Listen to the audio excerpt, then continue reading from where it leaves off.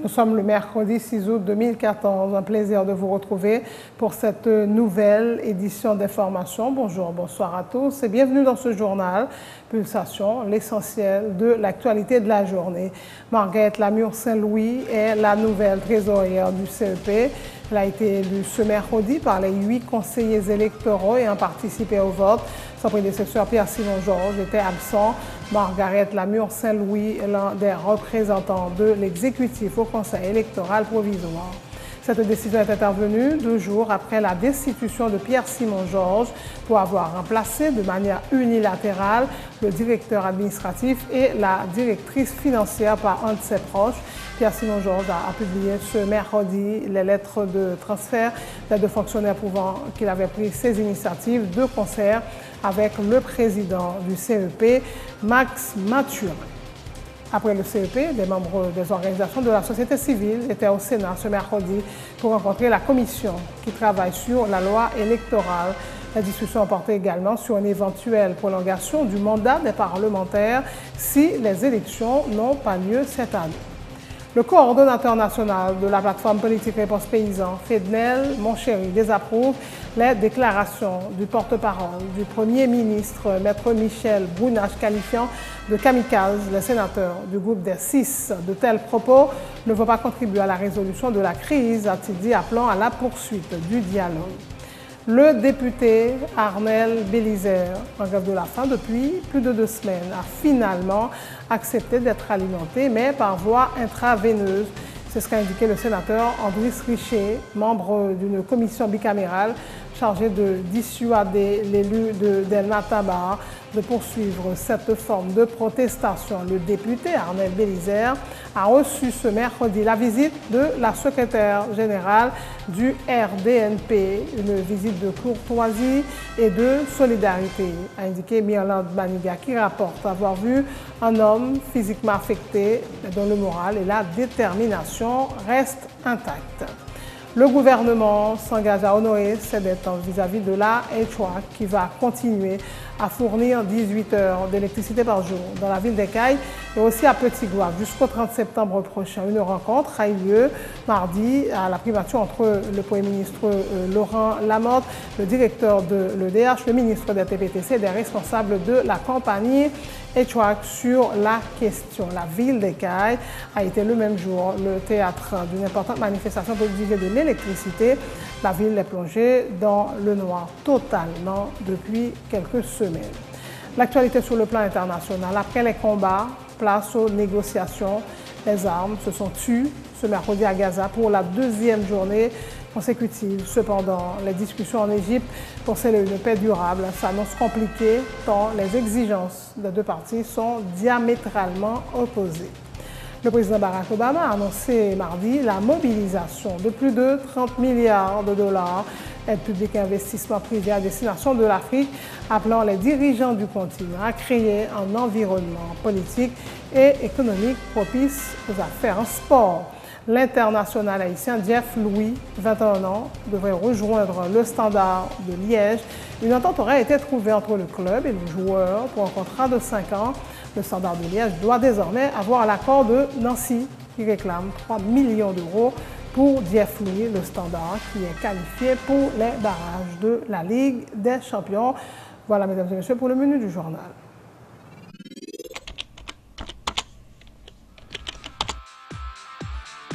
Bienvenue dans cette édition d'information Pulsation, l'essentiel de l'actualité de la journée.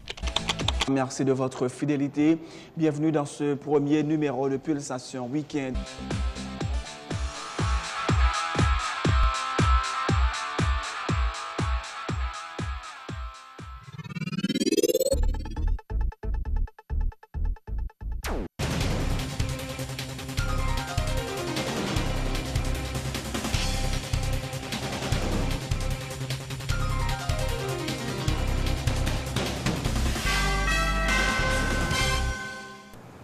Nous Le chef, bonjour, bonsoir. Margaret Lamure Saint-Louis est la nouvelle trésorière du Conseil électoral provisoire. Elle a été élue ce mercredi par les 8 conseillers électoraux ayant participé au vote. Margaret Lamure Saint-Louis, l'un des représentants de l'exécutif au CEP, son prédécesseur Pierre-Simon Georges était absent. Cette décision est intervenue 2 jours après la destitution de Pierre-Simon Georges pour avoir remplacé de manière unilatérale le directeur administratif et la directrice financière par un de ses proches. 5 conseillers sur 9 avaient voté pour sa destitution, 2 avaient voté contre et les 2 autres s'étaient abstenus. Pierre-Simon Georges a rendu public ce mercredi les lettres de transfert des 2 fonctionnaires prouvant qu'il avait pris ses initiatives de concert avec le président du CEP, Max Mathurin, des correspondances datées du 31 juillet dernier. Poursuite ce mercredi des rencontres initiées la veille entre des sénateurs et des acteurs concernés par le processus électoral autour des amendements à la loi électorale. Après les conseils électoraux, mardi, les pairs conscrits se sont entretenus avec des responsables d'organisations de la société civile.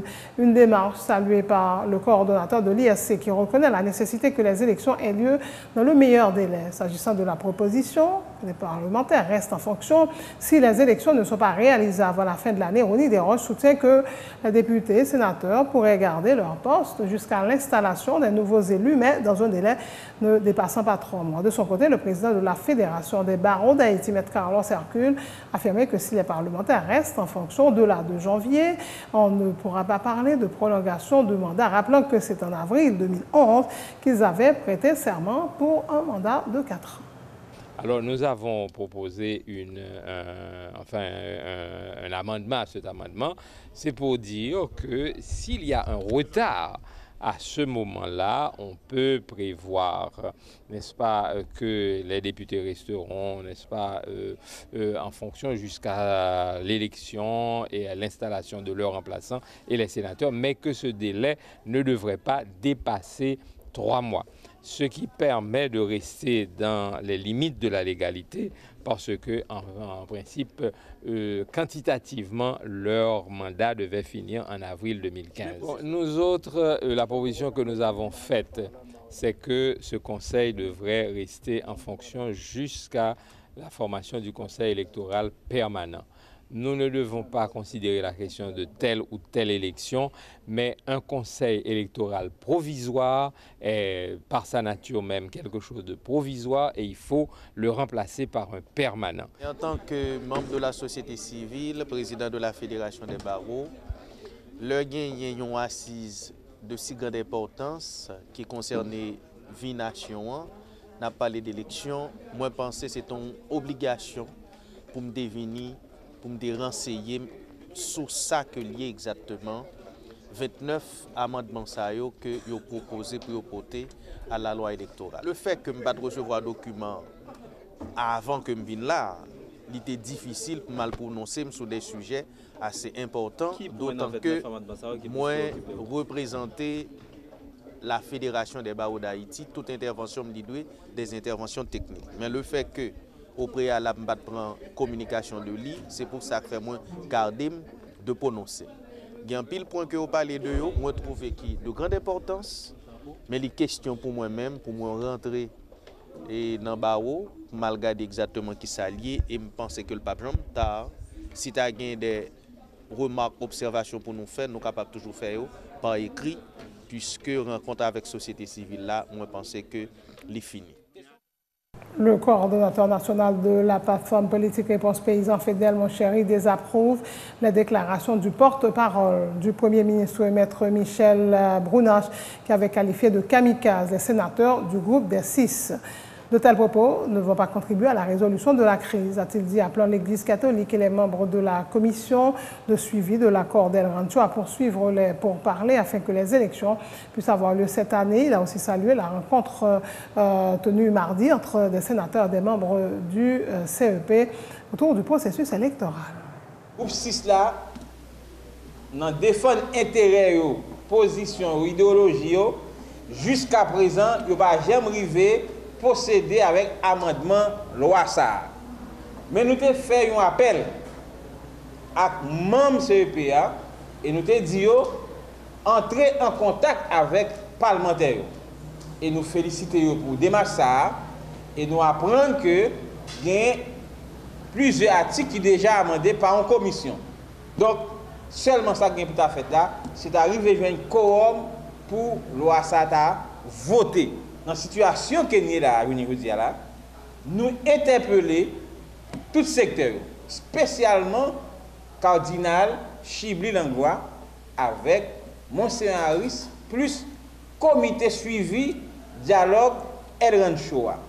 Même gens avec membres KEPA qui a rencontré les parlementaires, nous demandons tout même pour assumer responsabilité en tant que responsable moral et signataire de ce document dans El Rancho le 14 mars dernier.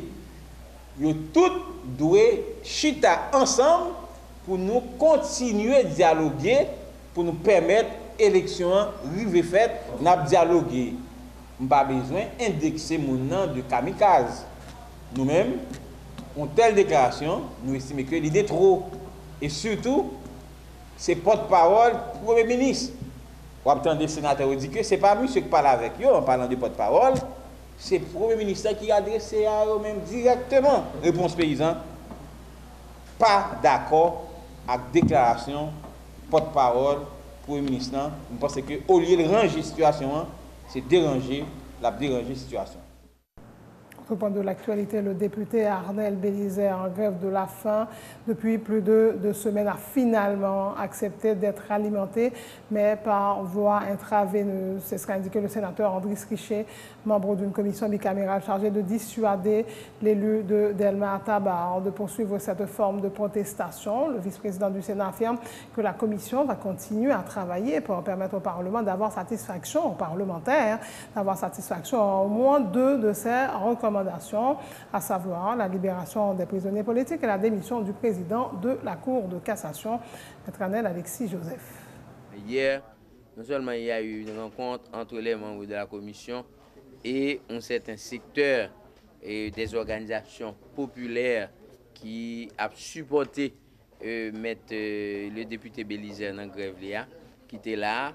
Et c'est à partir de cette rencontre que nous, députés, a décidé, tout le monde a décidé pour que le député a commencé à nourrir tête en attendant que nous-mêmes, commission, nous poursuivons le travail que nous avons fait pour que les gagnants satisfaction sur peut-être pas l'ensemble des revendications, mais au moins sur une ou 2 points. Donc nous t'ai même proposé, et c'était aussi son choix à lui, de sortir du milieu de milieu ça pour aller dans le centre hospitalier. Mais malheureusement, il y a l'autre monde qui n'est pas d'accord, il dit qu'il faut le continuer là. Donc il continue. Mais maintenant... La commission a avancé là, bon, il a avancé parce que de toute façon, monsieur, pas t'a manger, mais qu'on y a à le manger. Manger? Oui, la prend, ça veut dire, ça la prend là. Ça la prend là. Ça la prend là. Son sorte de substance qui permet que plus ou moins qui ralentit ça me capable brûler agonie lente. Pour l'instant démarche qui fait yo me capable de aller dans le bon sens, dans la bonne direction.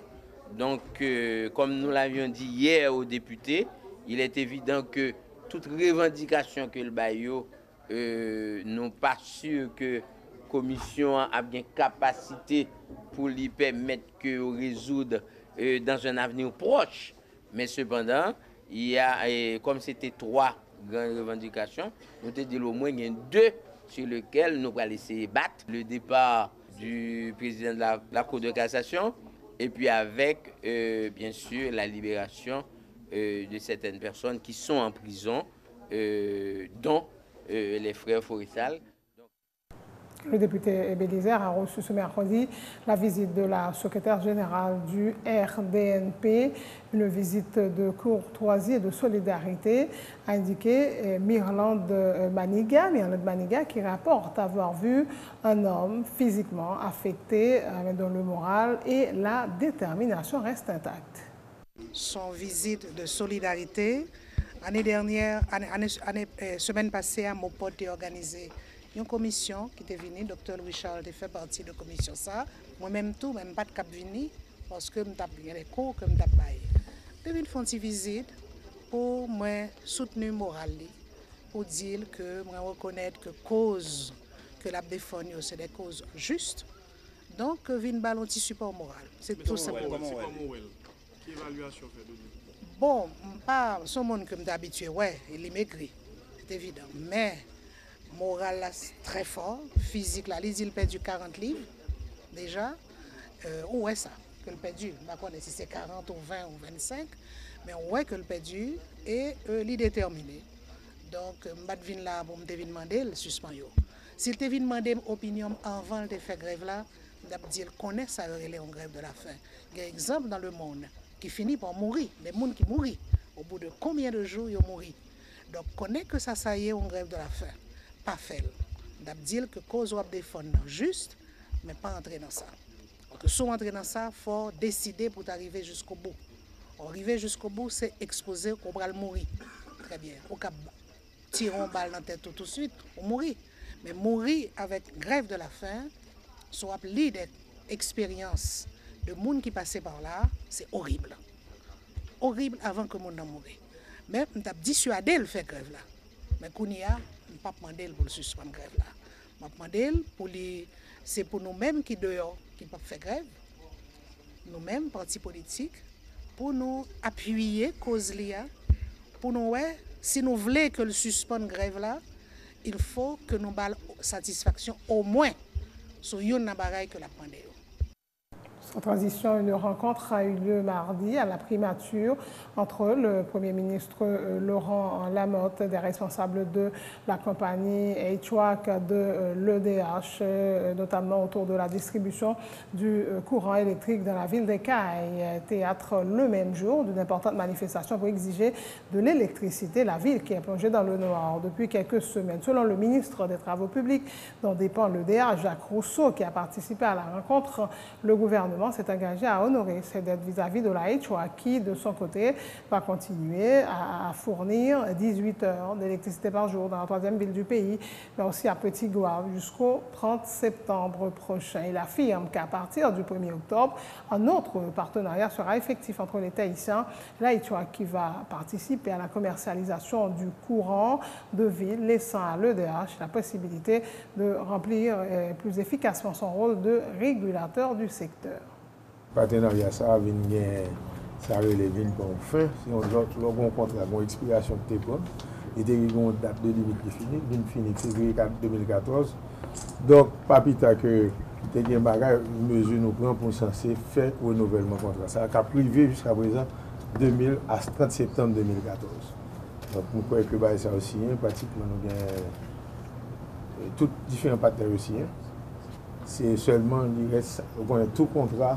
Tout financement, tout contrat financé à partir de trésor public, financement local, il faut le ratifier, il faut avoir le visa de la Cour supérieure des comptes. Donc, actuellement, il va dans la Cour supérieure des comptes.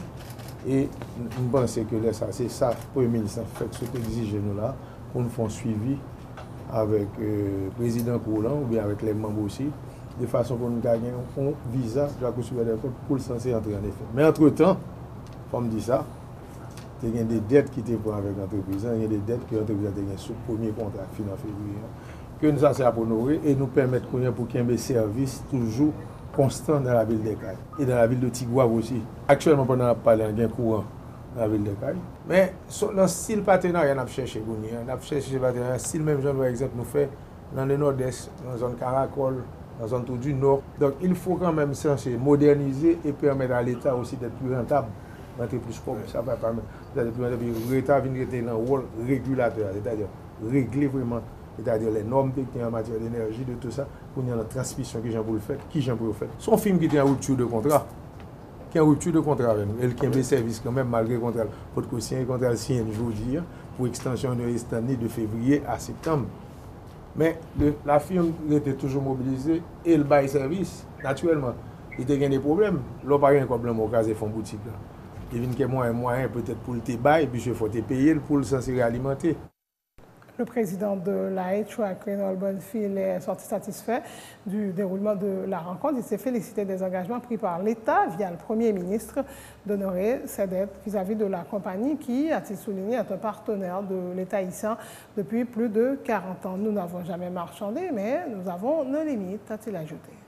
Première étape, ça, on parlait de continuation des travaux actuels, parce que l'augmentation de la capacité et de l'usine que nous avons au CAI et à Petit-Gouave, ça a beaucoup discuté, nous pourrons le discuter. Et pour le moment, nous pourrons continuer, ça ne déconne pas là.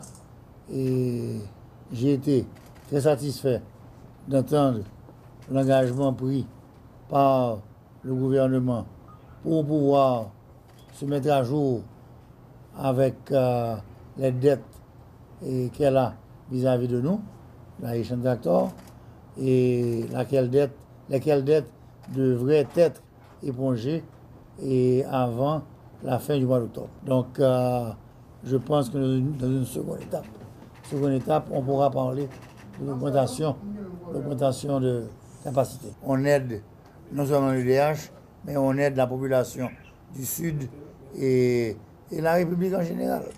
Parce que c'est pas belle bagaille où nous sommes capables de gagner ou blackout et qui embête tout le monde. Si nous sommes capables de faire, nous faisons. Mais là, nous arrivons, la coquille dans la gorge, nous gérons.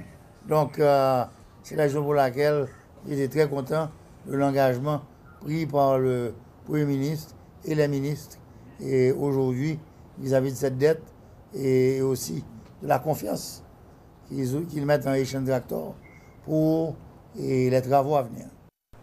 Le directeur général de l'EDH, Jean-Hérol Moroz, a confirmé que les villes des Cayes de Petit-Gouave seront alimentées en électricité à raison de 18 heures par jour, précisant que bientôt le courant de ville sera disponible 24 heures par jour. Jean-Hérol Moroz a fait remarquer que c'est le transfert du montant de la dette en temps réel qui était responsable de la non-disponibilité du courant électrique dans la ville des Cayes ces dernières semaines. Il souligne que depuis vendredi, la situation est revenue à la normale avec un courant disponible 18 heures par jour. Le nombre de courants que au CAI, actuellement, qu'on y a là, n'a passé à 18 heures. 18 heures de courant, et jusqu'à ce que le nom changé contrat n'a roulé sur 24 heures. Mais en attendant 18 heures de courant, il faut comprendre que il y a un courant carburant, et c'est ça qui t'a posé plus de problèmes, non? Et qui fait que nous sommes obligés à faire diligence pour nous essayer de capable payer samedi doué à Haitian Tractor, qui normalement fait un gros sacrifice pour nous, parce que les transferts comme la coûté fait, qui pas été fait à temps, c'est lui-même qui a un problème de retard qui a gagné l'alimentation ville de Kaila, mais pas de gagner interruption de service. Ça me donne tout pour nous comprendre. Pas de interruption de service de la part d'Haitian Tractor. Haitian Tractor jusqu'à présent a bien collaboré avec le DH et il comprend la situation. Donc il a commencé à alimenter mon yo depuis vendredi dernier. Puis vendredi dernier, jusqu'à aujourd'hui, on a parlé là d'un courant dans la ville de Cayes. Normalement, le DH n'a pas recouvert assez dans la ville de Cayes pour le faire et tout transfert ça. Donc il y a le ministre des Finances à travers le Premier ministre qui engagé pour le faire transfert pour le DH tout. Donc si toute bagaille ça est respecté, nous sommes capables de dire, mon ville de Cayes, que nous rassurons d'une moyenne de 18 heures d'alimentation par jour. Et nous allons maintenir ça c'est un engagement que nous prenons avec le Premier ministre. Nous allons maintenir l'alimentation jusqu'à la fin du contrat et moyennant des paiements réguliers, que c'est des engagements, ça fait que moi là, ministre là, Haitian Tractor là, Premier ministre là, nous prenons engagement quand même pour nous continuer et honorer dette que nous gagnons vis-à-vis des Haitian Tractor. Pour les employés de DH, nous sommes capables de dire, comme tu dis déjà, pas qu'un employé qui a licencié. Normalement, bon, avec que les gens qui pas travail, les gens qui travaillent très mal, ils vont l'obliger à réévaluer. Si il y a du personnel en plus, ils vont le transférer dans l'autre région. Mais normalement, il n'y a pas de souci pour les employés de